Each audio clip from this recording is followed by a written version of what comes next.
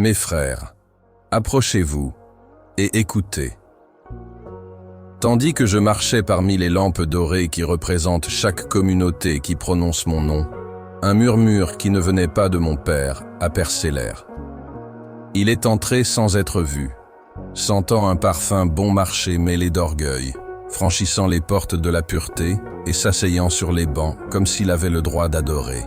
On l'appelle l'esprit de séduction, mais il est plus que vanité. Il est le souffle de la tromperie qui échange la gloire contre l'apparence, l'onction contre l'ostentation. Je l'ai vu allumer dans le cœur d'un diacre le désir d'applaudissement. Je l'ai vu souffler sur le cœur, transformant la louange en spectacle. Je l'ai vu coudre des vêtements qui brillent plus que la vérité. J'ai demandé, pourquoi l'ont-ils laissé rester? Et le silence a répondu. Quand le cœur devient la scène, il ne distingue plus qui tient la vedette. Alors l'esprit croise les jambes en chair et dicte la mode au temple, jusqu'à ce que la sainteté paraisse excessive et la révérence antique. Comprenez bien, ce qui envahit le sanctuaire séduit d'abord l'individu. Si le corps est le temple, la porte principale est le cœur. Celui qui l'ouvre par vanité trahit l'atrium tout entier. Souvenez-vous que mon Père ne partage pas sa gloire. Là où l'ego prend racine, le Saint-Esprit se retire. Examinez vos motivations devant le miroir intérieur. Que le feu du repentir consume les vêtements de l'orgueil, afin que vous restiez revêtus de lumière. Et maintenant, je vous le demande, l'éternité à témoin. Permettrez-vous à cet intrus d'embellir votre foi, ou rejetterez-vous tout ce qui obscurcit l'éclat du royaume? À votre nouvelle naissance, mes frères et sœurs, quelque chose d'invisible et pourtant éternel s'est produit. Vous n'avez pas seulement été pardonnés, vous avez été transformés. Mon esprit est venu habiter en vous, non pas comme un invité, mais comme un propriétaire légitime. Et quand quelqu'un appartient à mon Père, même le corps cesse d'être privé. Il devient un temple, une demeure sainte. Ce n'est plus un espace neutre, mais un lieu consacré, mis à part pour la gloire. Alors pourquoi tant de gens agissent-ils comme s'ils pouvaient le revêtir de n'importe quel vêtement? Pourquoi traitent-ils comme une vitrine ce qui devrait être un autel? La nouvelle naissance n'est pas seulement un changement de mentalité, c'est un transfert de propriété. Ce qui servait autrefois l'ego est désormais au service du royaume. Votre corps est un langage. Votre apparence est un message. Chaque geste, chaque choix communique quelque chose sur celui qui règne en vous. Et s'il est vrai que nous sommes nés d'en haut, alors nous devons refléter le ciel dans chaque détail. Le monde dira que c'est une exagération, que la foi est dans le cœur. Mais je vous le dis, ceux qui sont nés de nouveau ressentent la présence de l'Esprit jusque dans leurs vêtements. Et si quelque chose attriste mon esprit, il vous avertit. La question est, écoutez-vous encore? Vous n'êtes pas de simples survivants de ce monde. Vous êtes les représentants de mon royaume, des ambassadeurs, des porteurs de la lumière céleste dans un monde plongé dans l'ombre. Où que vous posiez le pied, l'atmosphère devrait changer. Où que vous parliez, l'écho devrait porter l'autorité. Où que vous entriez, le parfum du royaume devrait se faire sentir, y compris dans votre façon de vous présenter. Je ne parle pas de luxe ni de règles humaines, mais de cohérence spirituelle. Le royaume que vous représentez est saint. Comment pourriez-vous être des messagers de sainteté et en même temps encourager la sensualité, la vanité et la provocation? La duplicité n'a pas sa place dans la mission. La tenue de l'ambassadeur ne peut contredire le message du roi. Chaque détail de votre personne doit me diriger vers moi. Chaque choix doit glorifier mon Père. Ce n'est pas une question d'esthétique, mais de finalité. Vous avez été envoyés, non pour plaire aux yeux humains, mais pour révéler la gloire invisible d'un Dieu qui habite en vous. Alors je vous demande, de quels vêtements parlez-vous? À qui appartenez-vous? Ou à qui désirez-vous plaire? Beaucoup répètent cette phrase comme un bouclier. Dieu regarde au cœur. Et c'est vrai, mon Père sonde les pensées les plus profondes, jauge les intentions, voit ce que personne d'autre ne voit. Mais pensez-vous qu'il ignore ce qui est visible? Que le Créateur du corps se moque de ce qu'on lui fait? Cette expression, mes frères, a été utilisée pour justifier l'insouciance, la vanité et même la rébellion. Elle a été dite à Samuel lorsqu'il a été frappé par l'apparence d'Éliab. Mon Père l'a repris. L'homme regarde à l'apparence extérieure, mais l'Éternel regarde au cœur. Mais il n'a pas dit que l'apparence extérieure était sans importance. Il a simplement dit que ce n'était pas le seul critère. Saül était beau, mais son cœur était désobéissant, et cela l'a détruit. N'utilisez pas la miséricorde comme excuse pour négliger. Le cœur et le corps vont de pair. Ce qui apparaît à l'extérieur révèle souvent ce qui est à l'intérieur. Ne vous y trompez pas.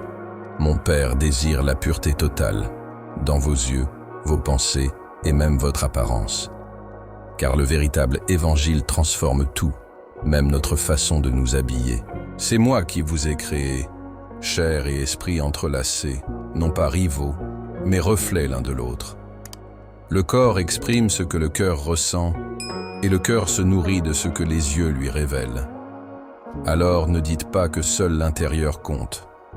Mon Père voit l'ensemble. Il observe l'âme, certes, mais aussi ce qu'elle révèle à travers le corps. Certains s'habillent avec audace, affirmant ne faire de mal à personne. Mais est-ce vraiment le cas? Ne réalise-t-il pas que ce qui devrait être un temple devient une scène? Que ce qui devrait édifier finit par être une source de chute? Mon esprit ne se repose pas là où il y a contradiction. Et ce que vous appelez expression est souvent une distraction. Une distraction de la sainteté, de la mission, de la vérité. S'habiller pudiquement ne consiste pas à cacher sa beauté. Il s'agit d'exalter sa dignité. C'est dire au monde « Mon corps m'appartient ». Mon apparence n'est pas à vendre. Mon identité vient d'en haut. Rappelez-vous, l'apparence ne sauve peut-être pas, mais elle peut scandaliser. Et malheur à celui par qui le scandale arrive. Il y a des esprits qui ne marchent pas avec leurs pieds, mais avec des intentions. Ils ne frappent pas violemment. Ils pénètrent par les fissures de la vanité, par les interstices de l'ego. L'esprit de séduction est ainsi. Il ne s'impose pas d'emblée. Il murmure. Il se cache dans sa quête d'attention, se déguise en liberté et s'installe là où régnait autrefois la révérence. Cet esprit n'entre pas seulement pour influencer, il veut dominer. Il ne cherche pas seulement à vous rendre désirable, il veut utiliser votre corps comme une vitrine pour susciter le désir chez les autres. Il ne veut pas que vous vous sentiez aimé, il veut que vous ayez besoin d'être vu. Et une fois installé, il commence à transformer le temple en vitrine, l'autel en scène. L'esprit séducteur ne se manifeste que lorsqu'il trouve un corps consentant. Il lui faut un esprit consentant, une âme vulnérable. Et lorsqu'il en trouve un, il commence à l'habiller de son langage. Des éléments qui révèlent plus qu'ils ne cachent. Des gestes qui provoquent plus qu'ils ne bénissent. Des sourires qui attirent plus qu'ils ne reflètent. C'est intérieur, mais cela agite à l'extérieur. Dès les premiers jours de la vie, l'être humain porte en lui une intuition, cacher son intimité. Même les enfants, muets, éprouvent de la honte à exposer leur corps. Cette conscience ne vient pas de la culture, elle vient du ciel. C'est mon Père qui implante ce sens de la pudeur dans chaque âme qu'il forme. Et c'est précieux. Mais lorsque l'esprit de séduction entre en jeu, cette sensibilité se tait. Ce qui générait autrefois la pudeur est remplacé par l'audace. La honte fait place à l'ostentation. Ce qui était naturel devient étrange. Le corps, autrefois protégé, devient un appât. Cela n'arrive pas d'un coup. C'est subtil. Un décolleté plus prononcé ici, une tenue plus moulante là, un compliment reçu avec vanité. Et avant même de s'en rendre compte, Ils ne ressentent plus le besoin de couvrir ce qu'ils considéraient autrefois comme sacré. Ce qui était autrefois un temple est devenu un marché. Souvenez-vous, mes frères, ce qui est pur est protégé. Ce qui est sacré ne s'expose pas. Si l'esprit qui vous habite est le mien, alors la modestie ne sera pas un fardeau, elle sera un fruit. L'esprit de séduction a une obsession, se rendre visible. Il ne se contente pas de rester caché. Il a besoin d'être vu, remarqué, désiré.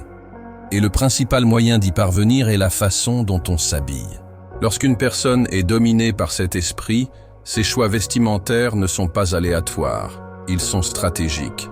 Cette personne ne s'en rend peut-être même pas compte. Vous pensez peut-être qu'elle suit simplement les tendances, qu'elle s'exprime. Mais il y a un schéma derrière tout ça. Un désir constant de s'exposer, de s'affirmer, d'attirer l'attention. Peu importe le nombre d'options que vous avez dans votre garde-robe, elle choisira toujours celle qui dévoile le plus, la plus moulante, la plus éclatante. Et tout cela se produit sans qu'elle comprenne ce qui se cache derrière. Mais spirituellement, l'esprit utilise ce corps comme un canal. Ce n'est pas seulement une question d'esthétique, c'est une question d'intention spirituelle. L'esprit veut être adoré et utilise le corps comme un autel profané. Et tandis que le monde applaudit, le ciel pleure, car le temple a été livré à un imposteur. Il est possible d'être sous influence spirituelle sans être possédé. Et beaucoup de ceux qui s'habillent sensuellement, mes frères, ne savent même pas qu'ils sont manipulés. Pour eux, ce n'est qu'une question de mode, un choix personnel, une façon de se sentir bien. Mais derrière ce choix, il y a une voix, une graine plantée, un esprit agissant en silence. Ces gens ne se réveillent pas en se disant « Aujourd'hui, je serai une pierre d'achoppement ». Mais lorsqu'ils ouvrent le placard, leurs mains sont guidées, et ils choisissent exactement ce qui sert au mieux leur séduction. Ils ne le font pas par malice, mais par habitude. Ils sont engourdis. Leur discernement a été étouffé. La voix de l'esprit a été troquée contre l'approbation des hommes. Mais quand il y a libération, tout change. La même personne qui pensait autrefois normal de s'exposer éprouve maintenant de la honte. Le même corps qui servait l'orgueil désire maintenant servir la sainteté. Car lorsque le Saint-Esprit entre, l'esprit de séduction ne peut subsister. Alors, l'aveuglement cède la place à la lumière, et le temple est restauré. Vous souvenez-vous de l'homme de Gadara, celui qui vivait parmi les tombeaux, capturé par les légions? Il était nu, hurlant parmi les morts, se tailladant. Sa nudité n'était pas un détail, c'était le reflet de son esclavage spirituel. Son corps était exposé parce que l'esprit qui le dominait exigeait qu'il soit exposé. Mais lorsque je l'ai libéré, quelque chose a immédiatement changé. La Bible dit qu'il a été retrouvé assis, saint d'esprit et vêtu. Il n'y avait aucune ordonnance. Personne ne l'y avait contraint. C'est l'esprit de délivrance lui-même qui l'a conduit à la pudeur. Les vêtements étaient le premier signe qu'il avait retrouvé la raison. Comprenez bien, notre façon de nous habiller peut être un signe de combat spirituel. La nudité fréquente, l'exposition du corps, ne sont pas seulement une question de style, mais des manifestations. Mais lorsque mon esprit règne, il couvre, il habille, il rachète même ce qui semblait irréversible. L'homme qui était autrefois une honte publique est devenu un témoignage vivant de la puissance du ciel. Mes frères, sachez ceci, être vêtu ne signifie pas être couvert aux yeux de mon Père. Beaucoup se cachent derrière des tissus, mais exposent leur cœur par vanité. On peut être vêtu et pourtant être nu de peur, exposé dans ses intentions et livré à la sensualité. Il y a des vêtements qui, au lieu de protéger, provoquent.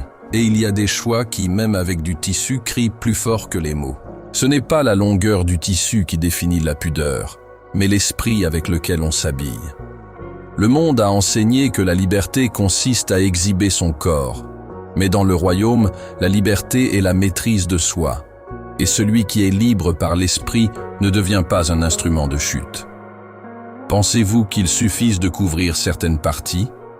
Je vous le dis, le problème n'est pas la partie visible, mais l'intention invisible derrière le choix. Si le vêtement attire à lui-même et non à l'esprit, il ne sert pas le royaume. Si le vêtement distrait au lieu d'édifier, il n'est pas digne du temple. Souvenez-vous, votre corps est une demeure sainte. En vous habillant de manière sensuelle, non seulement vous vous exposez, mais vous offrez aussi le temple comme vitrine à l'ennemi. Et ceux qui servent le royaume avec intégrité ne font aucun compromis sur leur tenue, car même leurs vêtements témoignent de la gloire qui les habite. Quand mon esprit habite quelqu'un, il parle. Il ne crie pas, mais murmure avec précision. Et même les plus petits détails deviennent sacrés. Quand tu t'habilles et que quelque chose te dérange, ne l'ignore pas. Ce malaise est une voix du ciel, un zèle de l'esprit, un avertissement de sainteté. C'est comme un vent qui souffle contre l'orgueil et dit « Ce n'est pas bon pour toi ». Un chrétien rempli de ma présence ne sera jamais à l'aise dans des vêtements qui exposent son corps pour attirer l'attention. Il aura peut-être été trompé un temps, mais il ne le restera pas. Car la lumière perturbe l'erreur, et l'esprit en vous réclame la pureté. Lorsqu'on est de nouveau, même des vêtements autrefois ordinaires commencent à paraître inadéquats. Ce qui était beau aux yeux de la chair devient un fardeau pour l'âme. Mais si vous pouvez vous habiller sensuellement sans rien ressentir, alors demandez-vous qui règne là-bas. Car là où réside mon esprit, règne la confrontation. La contradiction n'apporte aucun réconfort. La sainteté ne s'installe pas, elle transforme. Et le temple qui porte mon nom doit être distinct, y compris dans son habillement. Mes frères, quand l'erreur ne fait plus mal, le cœur est en danger. La froideur spirituelle n'arrive pas soudainement. Elle s'installe lorsque le malaise s'estompe. Quand on commence à s'habiller sensuellement et qu'on ne ressent plus le poids du choix, quelque chose de plus profond se produit. L'esprit est réduit au silence et la conscience est cautérisée. Ce qui vous dérangeait autrefois est désormais qualifié de « normal ». Mais le ciel ne change pas ses normes à cause de la culture. Vous pensez que la liberté consiste à faire ce que vous voulez. Mais la vraie liberté réside dans l'écoute et l'obéissance. Quand mon esprit s'en va, l'homme commence à tout justifier. Il dit que c'est élégant, que c'est moderne, que ça ne fait de mal à personne. Mais derrière ces mots se cache le vide d'un manque de communion. Car là où est l'esprit, il y a la sensibilité, il y a la peur. Si vous pouvez attirer les regards sans gêne, si vous pouvez vous habiller de manière provocante et vous promener parmi les gens sans que rien ne vous crie en vous, alors c'est le signe que votre flamme a besoin d'être ravivée. Implorez la présence, demandez le discernement. Car plus grave que de se tromper, c'est de ne pas savoir qu'on a tort. Ceux qui sont miens le ressentent, et ceux qui ne le ressentent pas doivent retourner à l'autel. Vous êtes mes représentants sur terre. Vous êtes des lettres vivantes, lues par tous ceux qui passent près de vous. Et cela signifie que chaque détail compte, y compris votre tenue vestimentaire. Être témoin ne se résume pas à des mots. C'est une question de posture, de comportement, de choix, et bien sûr d'apparence. Le monde entier vous regarde. Et beaucoup me reconnaîtront d'abord à votre façon de vous présenter. Si vos vêtements mettent davantage en valeur votre corps que votre lumière, il faut reconsidérer quelque chose. Car ce que vous portez peut être un pont vers l'édification ou un piège. Un chrétien qui vit comme la lumière ne marche pas dans l'ombre. Ce que vous portez exprime-t-il la révérence ou la sensualité? Évoque-t-il le royaume ou le monde?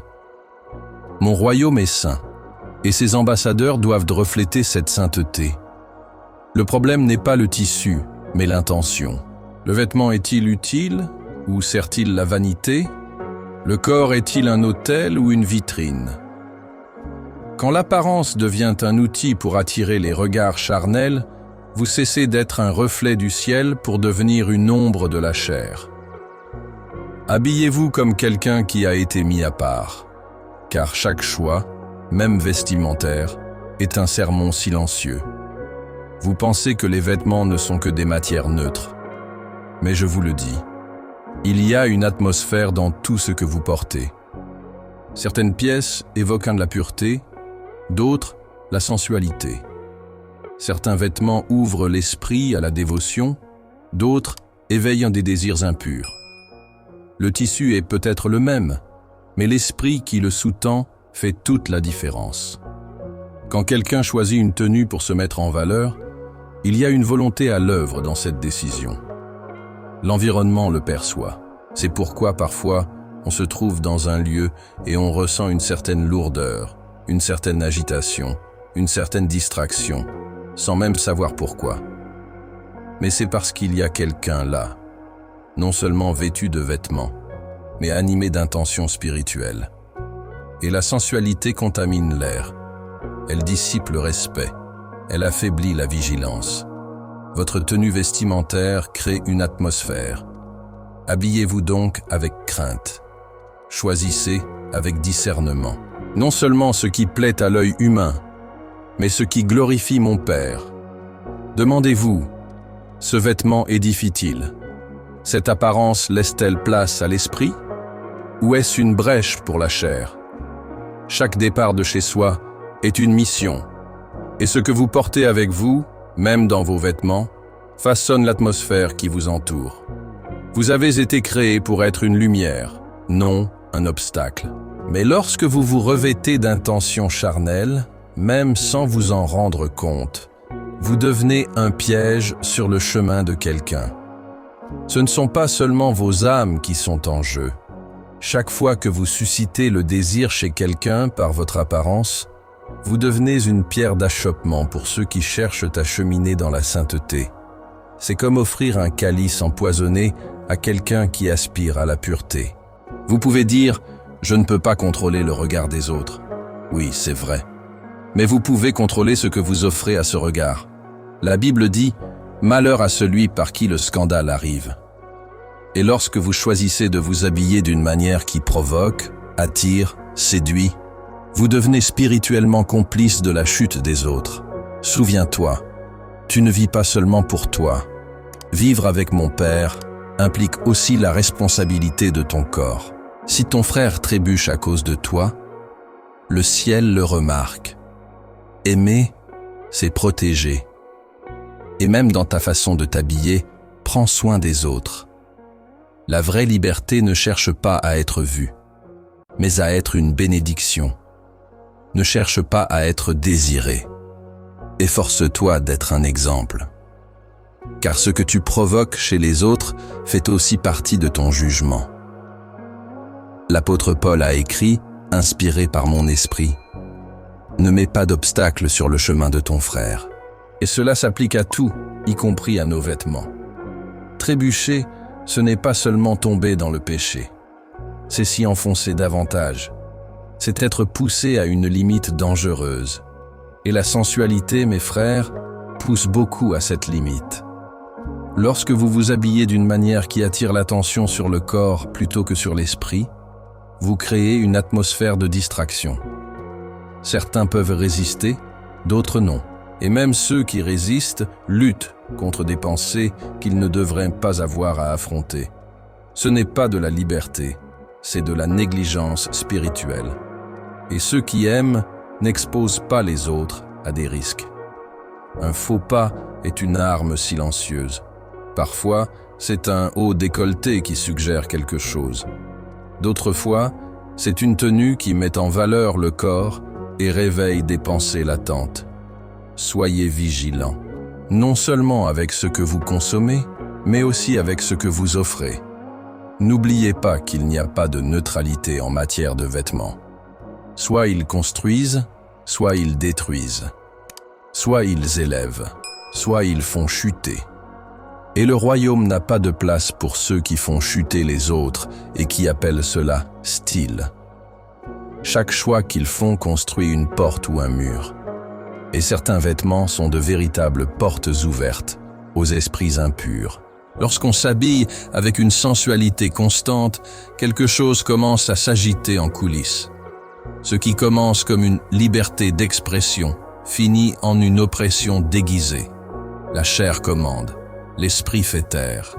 Les démons n'ont pas besoin de s'installer, ils ont juste besoin d'influencer. Et ils opèrent là où il y a des failles.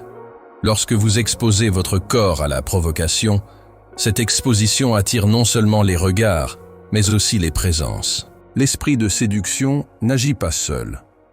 Il ouvre la voie à la luxure, à l'obsession, à la vanité, à l'insécurité et même à la dépression.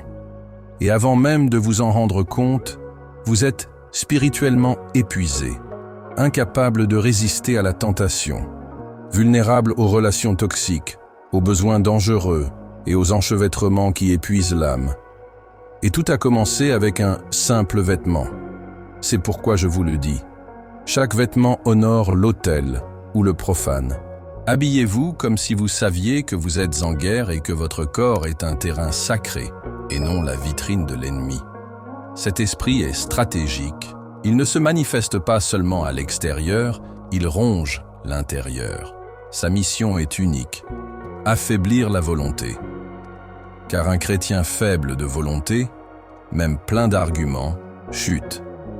Et tout commence lentement. Une tenue qui attire davantage l'attention, le plaisir d'être désiré, un compliment qui nourrit l'ego. L'esprit s'y habitue, et l'âme se tait. Et ce qui semblait inoffensif commence à modifier les désirs, les priorités et les perceptions. La modestie se transforme en honte. La sainteté devient exagération. Et ce qui autrefois causait de l'inconfort est désormais source de fierté. C'est le signe que la volonté a été vaincue. Et quand la volonté cède, la chute n'est qu'une question de temps. C'est pourquoi je vous dis, ne jouez pas avec vos vêtements. Car l'esprit de séduction, une fois installé, ne cherche pas seulement à se faire remarquer. Il veut contrôler. Il se nourrit de vanité, d'applaudissements et de comparaison. Et lorsqu'il trouve son chemin, il transforme le cœur en scène et l'âme en captivité. La seule façon de résister est de refuser. Et tout commence quand vous décidez « Mon corps appartient au ciel, pas au regard humain ». Certains vêtements ont été conçus avec des intentions spirituelles et pas seulement esthétiques. Il y a des coupes qui révèlent, des tissus qui provoquent, des combinaisons qui séduisent. Pensez-vous que ce soit juste une question de mode? L'enfer est aussi créateur.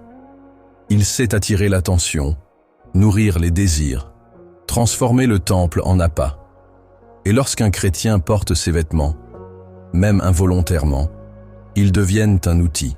Ces apparences ne provoquent pas seulement la tentation chez ceux qui les voient, elles accentuent aussi la lutte intérieure de celui qui les porte. Certains vêtements, au lieu de fortifier l'esprit, éveillent la chair. L'esprit se préoccupe de l'image. Le cœur est distrait par la vanité. L'âme se détourne de l'autel. Et le résultat est clair. Faiblesse spirituelle, difficulté à prier, malaise dans l'adoration, éloignement du Père. Voulez-vous savoir pourquoi vous vous laissez si souvent aller à des pensées impures? Pourquoi vivez-vous en guerre contre la chair? Peut-être est-ce parce qu'elle est nourrie chaque jour, directement depuis le placard.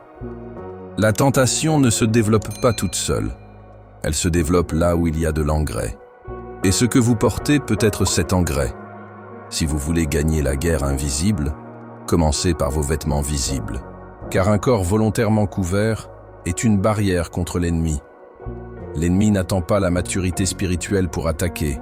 Il cible les plus jeunes, les inexpérimentés, ceux qui sont encore en train de se forger une identité. Et il sait comment s'y prendre, par les apparences, en abaissant les standards, en normalisant l'exposition et en exaltant ceux qui se montrent le plus. Le diable n'a pas besoin d'arracher la Bible des mains d'un adolescent. Il lui suffit de le convaincre d'aimer le miroir plus que l'autel. Dès leur plus jeune âge, garçons et filles sont bombardés d'images, de musique, de mode et d'influences qui prônent la sensualité. Ce qui était autrefois ludique est devenu provocation. Ce qui était autrefois innocent est devenu une intention cachée. Et les parents restent silencieux, l'Église complaisante. Pendant ce temps, l'enfer est en fait, car toute une génération commence à considérer le corps comme un outil d'acceptation. Mais je vous le dis, ce n'est pas la liberté, c'est un piège. Le but du diable est de nuire à l'avenir, de corrompre avant qu'il ne s'épanouisse, de voler avant qu'il ne mûrisse. Et si vous n'ouvrez pas les yeux, si vous n'apprenez pas aux jeunes à s'habiller honorablement, beaucoup seront utilisés comme instruments de séduction, même s'ils croient simplement s'exprimer. La génération de demain doit être protégée dès aujourd'hui. Et cela commence par la façon dont ils se voient et dont ils s'habillent. Certains disent « Si quelqu'un me désire, c'est son problème ». Mais je vous le demande, qui a suscité ce désir? Le royaume ne mesure pas seulement les intentions, mais aussi les fruits. Ce n'est pas parce que vous ne le faites pas. OMS pour donner l'impression que l'effet était neutre. Tout n'est pas une question d'intention. Parfois, c'est une question de négligence. Et dans le royaume, même l'omission a du poids. Vous avez été appelés à édifier, non à distraire, à conduire au ciel, non à exciter la chair. Alors, oui, vous êtes responsable de ce que vous causez, même si vous ne l'avez pas planifié. Le choix de vos vêtements peut attiser les passions chez quelqu'un en difficulté spirituelle. Il peut être le déclencheur de la chute d'un frère. Et pensez-vous que le ciel ignorera cela? La maturité spirituelle ne se mesure pas aux dons, mais aux ailes. Et ceux qui aiment les autres se soucient de leur apparence. Mon Père ne vous a pas appelé à être des pierres d'achoppement, mais des guides. Et les guides ne portent pas de pièges. Ils portent une armure. Renier son influence, c'est renier sa vocation. Et ceux qui me suivent portent une responsabilité, y compris celle de leurs vêtements. Vous vous souvenez de ce que j'ai dit sur la montagne? Celui qui regarde avec convoitise a déjà commis l'adultère dans son cœur. Je n'ai pas dit que j'étais contre. J'ai dit, avec elle, il existe une implication invisible, un lien spirituel entre celui qui regarde avec malice et celui qui se présente comme objet de désir. Le péché n'est plus solitaire, il est partagé. L'adultère ne commence pas au lit, mais dans le regard. Et le regard est suscité par l'image. Si vous vous présentez de manière provocatrice, même sans parler, vous participez au péché que l'autre a commis par son regard. Le mot « avec », utilisé ici dans le texte original, implique un partenariat. Comprenez-vous cela? Celui qui s'habille de manière sensuelle et provoque le désir chez l'autre est spirituellement impliqué dans l'acte, même sans avoir touché personne. Ce n'est pas une exagération, c'est la justice. Le royaume est fondé sur la vérité. Et la vérité, c'est que de nombreux péchés sont alimentés par des images. Si votre image est utilisée comme appât, vous contribuez au mal. Si vous voulez vous libérer de cela, abandonnez la vanité, l'exposition et la séduction. Car en vous habillant de pureté, vous vous protégez non seulement vous-même, mais aussi ceux qui vous voient. Vous trouvez beau d'être désiré. Vous appréciez les regards, les compliments, le sentiment d'être le centre de l'attention. Mais vous ne réalisez pas que cela fait de vous les complices d'un esprit qui ne vient pas du ciel. L'esprit de séduction se nourrit de vanité et d'orgueil. Et lorsque vous devenez un objet de désir, vous servez, même sans le savoir, ses desseins. Chaque fois que vous vous habillez pour être remarqué, plutôt que pour glorifier mon Père, vous dites « J'accepte ce rôle ». Et peu à peu, vous vous transformez. Votre cœur devient dépendant de la validation extérieure. Votre humeur change selon l'apparence. Votre estime de soi fluctue selon que votre corps est approuvé ou ignoré. Et ce qui était autrefois un simple geste devient une prison. Vous n'avez pas été créé pour être désiré. Vous avez été créé pour être saint. Vous n'avez pas été formé pour enflammer la chair des autres, mais pour éveiller leur soif de Dieu. Si vous saviez combien vous êtes précieux, vous ne vous vendriez pas pour des likes, des commentaires ou l'approbation humaine. La beauté qui vient du ciel n'a pas besoin d'être exposée. Elle brille même masquée. Car c'est de la lumière, pas du maquillage. Au début, ce n'était qu'un vêtement. Puis c'est devenu une habitude. Puis une nécessité. Et maintenant, le miroir règne plus que l'autel. Quand l'esprit de séduction s'empare de nous, il ne convoite pas seulement l'extérieur, il domine l'intérieur. Il dicte notre humeur, nos choix, nos relations. Et ce qui semblait autrefois être une liberté devient un esclavage au parfum coûteux.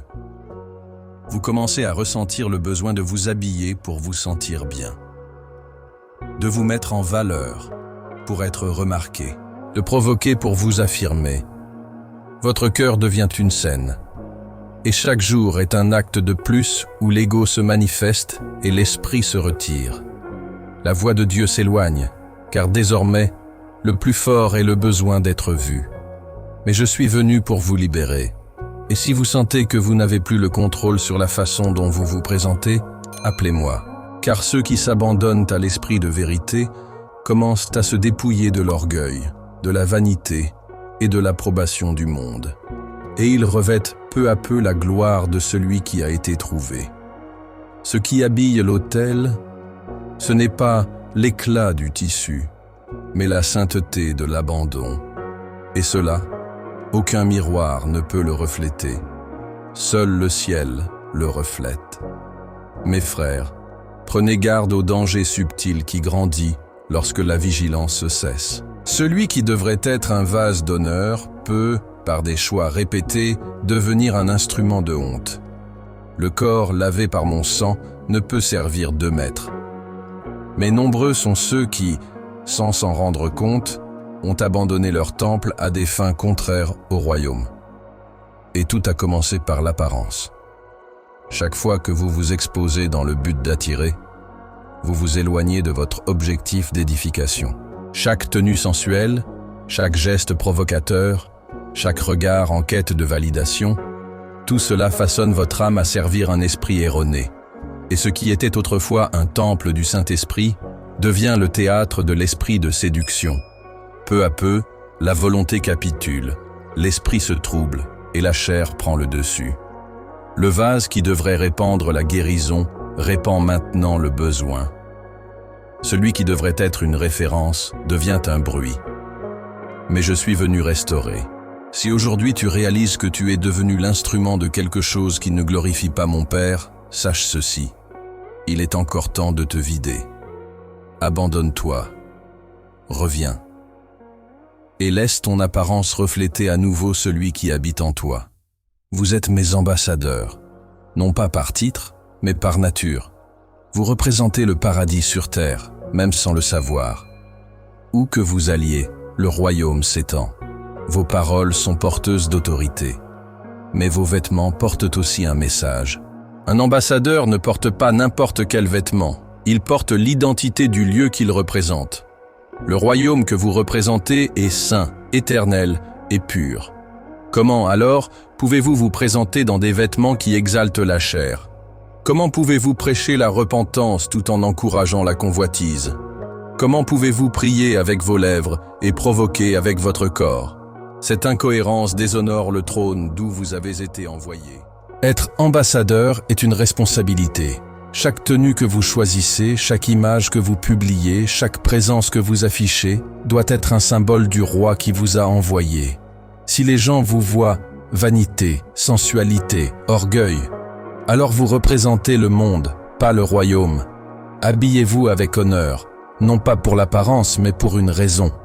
Car le ciel vous a confié une mission, refléter la gloire, et non convoiter les projecteurs. Vous vivez dans un monde où tout est négociable, où les valeurs sont flexibles et la vérité façonnée par les désirs. Mais au ciel, il existe une norme, et elle ne change pas. Ce qui est saint le sera toujours. Ce qui est profane le sera toujours. Et ceux qui vivent pour le royaume doivent comprendre que nous avons été appelés à un niveau supérieur. Vous respectez les codes vestimentaires pour entrer dans un tribunal, une entreprise, une cérémonie. Mais devant le roi des rois, vous pensez pouvoir aller n'importe où? Si vous honorez les fonctions humaines avec révérence, à plus forte raison, devriez-vous honorer mon Père avec modestie? Votre tenue témoigne de votre compréhension de la grandeur de celui qui vous a appelé. La norme céleste ne se résume pas à des règles. Elle est une question de sainteté. Il s'agit de s'habiller avec discernement, sachant que le corps est un temple, non une vitrine. Cette apparence doit refléter la gloire, et non nourrir l'ego. Si le monde s'habille pour séduire, vous devez vous habiller pour briller. La vocation est élevée, et ceux qui sont choisis pour porter le nom du Christ ne doivent pas se conformer au modèle terrestre. Votre corps n'est pas une scène de spectacle. Ce n'est pas un catalogue de tendances. C'est un temple. Et un temple est un lieu de présence, pas de provocation. Le monde crie « Montre-toi davantage, expose-toi, démarque-toi ». Mais le ciel murmure « Couvre-toi, honore-toi, distingue-toi ». Et vous, mes frères, à vous de décider qui vous écoutera. Chaque partie de ton corps a été achetée à un prix, le sang que j'ai versé. Il n'était pas donné. Et si aujourd'hui tu te laisses aller à des vêtements qui transforment le temple en une publicité pour la chair, tu profanes l'autel. Ne pense pas que ce soit léger. Le Saint-Esprit habite en toi, ou devrait habiter. Mais il ne partage pas l'espace avec la vanité. Ce que tu appelles « style », le ciel le qualifie peut-être de sacrilège. Habillez-vous comme ceux qui comprennent la valeur de ce qu'ils portent. Si le Saint-Esprit habite en vous, alors chaque bouton, chaque couture, chaque transparence ou absence de transparence devrait être filtré par la sainteté. Car le temple n'a pas été fait pour plaire aux hommes, mais pour abriter Dieu. Et si le corps est un temple, habillez-le comme ceux qui portent le feu. Mes frères, vous avez entendu tout ce qui a été dit. Et maintenant, qu'en ferez-vous? Car ce n'est pas seulement une question de vêtements, mais de cœur. Ce que vous portez est le reflet de celui qui siège sur le trône en vous. Et si le trône est occupé par la vanité, par le besoin d'être vu, désiré, applaudi, alors l'esprit est dehors, frappant, attendant d'être accueilli. Tu as été racheté à un grand prix, et ce n'était ni de l'argent, ni de l'or. C'était par mon sang. Chaque goutte versée sur cette croix servait à racheter ton corps, ton âme et ton esprit. Alors pourquoi utilises-tu ton corps racheté pour assouvir tes désirs? Pourquoi persistes-tu à servir la chair, tout en prétendant vivre par l'esprit? Revoyez votre garde-robe, oui. Mais d'abord, revoyez votre cœur, car personne ne s'habille pour provoquer sans vouloir d'abord être au centre. Personne ne se montre trop à l'extérieur sans être intérieurement trop exigeant. Et je vous le dis, vous n'en avez plus besoin. Vous n'avez plus besoin de la validation du monde. Vous n'avez plus besoin des likes, des regards, des compliments. Vous avez seulement besoin de l'approbation de mon Père, et elle est déjà accessible à ceux qui s'abandonnent totalement. La transformation que le paradis attend n'est pas seulement esthétique, elle est totale. Quand le cœur s'abandonne, le corps s'adapte. Quand l'esprit s'abandonne, l'apparence s'harmonise. Et la modestie cesse d'être un fardeau pour devenir un plaisir. Le plaisir de savoir « Je représente bien celui qui m'a sauvé ». Alors maintenant, je vous demande, et ce n'est pas de la rhétorique, c'est une décision. Que choisiras-tu? Vivre comme le monde, s'habiller comme le monde, ressembler au monde, ou marcher comme des enfants de lumière, distincts, séparés, engagés pour la gloire et non pour les applaudissements. Aujourd'hui, vous pouvez troquer les vêtements de la vanité contre ceux de l'honneur. Vous pouvez fermer la porte à l'esprit de séduction et laisser mon esprit s'installer pleinement. N'attendez plus, car ce que vous refusez d'abandonner est précisément ce que l'ennemi continuera d'utiliser contre vous. Abandonnez-vous, revêtez-vous de peur, revêtez-vous de sainteté, et que votre corps proclame « Gloire au Seigneur ». Car là où il y a un véritable abandon, il y a la liberté. Et là où il y a la liberté, il y a la lumière. Mes frères, si vous êtes restés jusqu'à la fin et que vous avez profité de ce moment que nous avons partagé ensemble, je vais vous demander encore une fois de nous aider à grandir et à atteindre plus de personnes. Abonnez-vous à cette chaîne, partagez cette vidéo avec vos amis et vos proches, diffusez du contenu de qualité autour de vous. Cela ne fera pas seulement du bien à votre cœur, mais aussi à chaque personne que ce message pourra toucher. Je vous souhaite une journée pleine de paix, que mon Père bénisse et prenne soin de chacun de vous. Et n'oubliez pas, nous nous retrouverons très bientôt pour un nouveau moment de partage et de connaissance ici sur cette chaîne.